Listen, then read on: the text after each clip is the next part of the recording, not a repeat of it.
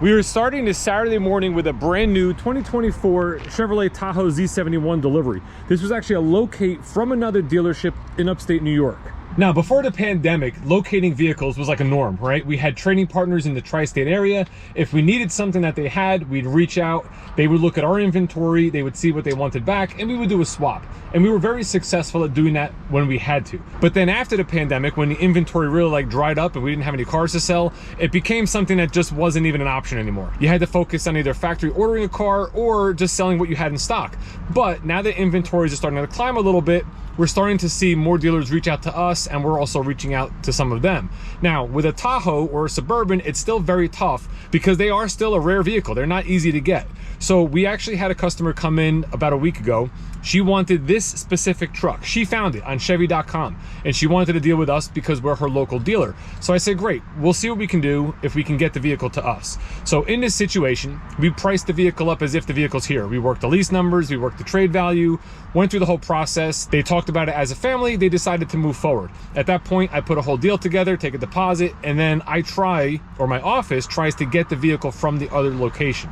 Now again, with the Tahoe, I'm not all that optimistic because Tahoes are tough to get, but I do have an LS, which somebody's test driving there right now, which was a vehicle that we can give back to them in exchange for this. You know, kind of like Tahoe for Tahoe. The problem is the dealership didn't want the LS. They wanted something with more equipment like the vehicle they were giving up. You know, more desirable vehicle that's easier to sell. So Debbie in our office had the great idea to say, well, listen, we have 5 locations or 4 other locations. Let's see what we have in the group, swap a vehicle in, which we did, another Tahoe Z71 from our Denville location, swapped it to us, so then we can then swap that out to the store in New York. And then just like that, we got ourselves a car deal. Now, what makes this vehicle so important and why the customer wanted this vehicle, and what made it even more rare, was it has the bench seat in the second row. Most customers choose bucket seats.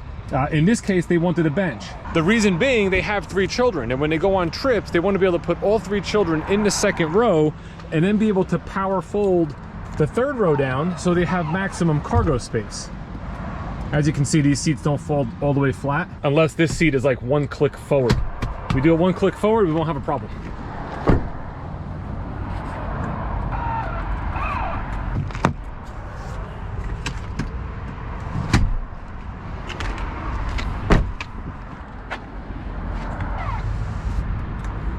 Again, they wanted the bench so they can have the ability to fold the seat down, put all the children and the whole family in the car and have maximum cargo space.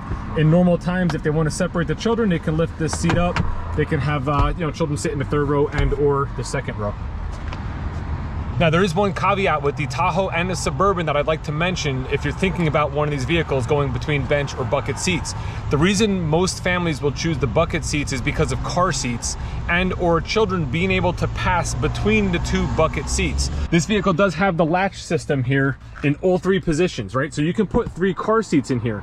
The problem is when you put a car seat in this position or even on the opposite side, you obviously can't fold the seat down like this to get in the third row. So again, if you had the 2 bucket seats, you could have 2 car seats, one here, one there, and then you had that gap where children could pass through to get to the third row. Now, while I was in discussion with my customer, we're trying to figure something out, the risk of not being able to find a Tahoe was real, right? So what about a Suburban? Maybe we can find a Suburban for you. And with the Suburban, obviously you're getting a longer, bigger vehicle, so it doesn't necessarily matter what seats you get in the second row, because if you're using the third row, you still have all the cargo space back here. So you really get like the best of both worlds. For her personally, the problem was she wants the car to go in her garage and measured out a Suburban, and a Suburban will not fit in her garage. So the Suburban was out because of that. The bucket seats were out because they wanted to have all 3 children in the second row and use the third row when necessary or fold it down like we've been discussing. Here is the bucket seat configuration. Again, if you have car seats in these positions, you cannot fold the seat, but children can generally pass through the middle to get to the back, and it just makes it that much easier. I also want to show you a Traverse, which I'm going to do because the Traverse has a really cool feature which helps solve this problem in a sense of car seats in the second row.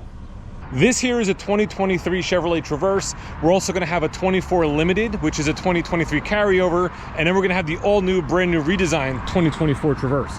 This is a 3-row vehicle as well. It's very roomy. I'm 6'5". I can fit in the third row. What's really nice about our Tahoe Suburban and the Traverse, these seats as well, they do move forward and back. So wherever you need leg room, you could adjust for that. What's really cool in the Traverse is when you have a car seat, a front facing car seat or a booster latched into this seat, you can still slide the seat forward just like that, allowing people to access the third row. So if you went with a bench seat in a Traverse, it makes it a little easier because you don't have to remove the car seat to fold that seat forward. Now on a 2023 and a 24 Limited, you could only slide the seat forward on the passenger side. From what I understand, on the new 24 redesign, you will be able to do it on the passenger and also with the driver's side back seat as well. Yeah. Our Tahoe customer in the Z71 just left in their new truck. We have their trade-in, which I'm going to show you. It's a Hyundai Palisade 2020. We're going to check that out together. But first, I have to handle another customer that came in looking for a Tahoe. They're currently driving that base model LS, and then when they come back, we're going to go over the 4 that I have inbound and see if one of them will work for them.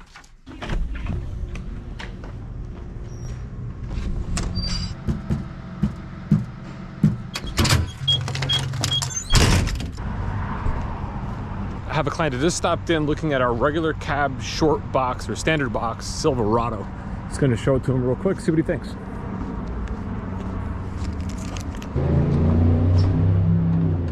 Do you have a new car gas card? Yes. Good. Okay. Still okay with both of them. Do you have a dealer plate? I got someone came in on a regular cab Silverado. Okay. There's no gas in it. I'm going to go with him on a test drive. Okay. All right. Yeah.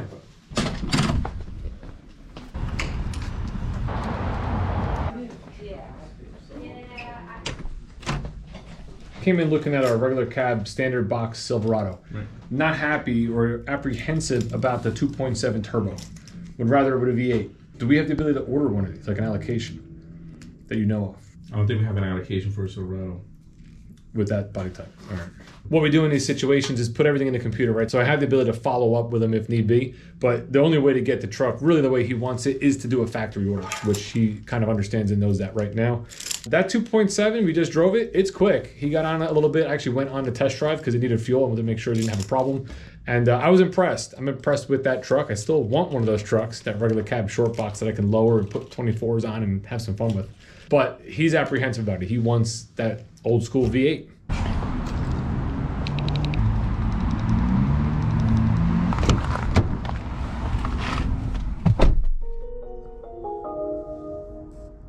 My goal in this video, ladies and gents, was to show you the 2020 Hyundai Palisades that my customer did trade in on that Z71 Tahoe, that brand new 2024 that we delivered earlier today. However, the day got away from me, it got busy. I'm not gonna have time to do this today. So we're gonna pretty much end this video here, but on Monday, I'm gonna try to put a video together, my first impressions on the Hyundai Palisades. Now I know this is a 2020 and I don't know how they've really changed over the last 4 years into the 24 model year, but I'll do a little bit of homework on that. And then on Monday, when I look at this, we're just gonna kind of get my impressions, my thoughts, and what I feel are maybe the pros and cons of this vehicle when comparing it to maybe like a Traverse, which would be a comparable vehicle that Chevrolet offers. So I'll see you then.